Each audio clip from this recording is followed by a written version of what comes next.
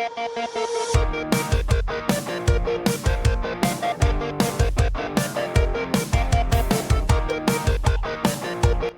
2 lantai. Simulasi pipa air bersih. Diameter pipa utama 2 inch. Diameter pipa ke bangunan 1 inch. Flow. Menyesuaikan kebutuhan dan jumlah orang dalam bangunan.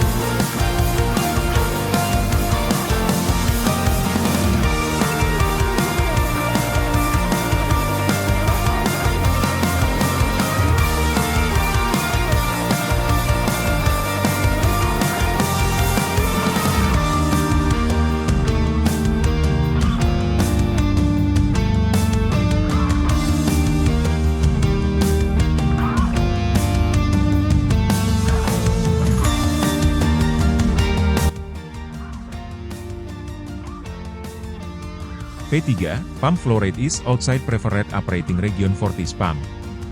Pompa bisa menyesuaikan kapasitas dari vendor. Maksud warning pada pompa ini, karena tidak ada yang sesuai dengan kebutuhan pompa. Jadi solusinya bisa menyesuaikan pada kapasitas yang ada pada produk. Seperti Grundfos, Ebara, Willow, dan lain-lain. Semoga dapat membantu. Terima kasih. Apabila ada pertanyaan silahkan tinggalkan pada kolom komentar. Dan jika kalian membutuhkan file Excel kalkulasi pipa, silahkan mengunjungi link yang sudah saya sisipkan di deskripsi. Thanks.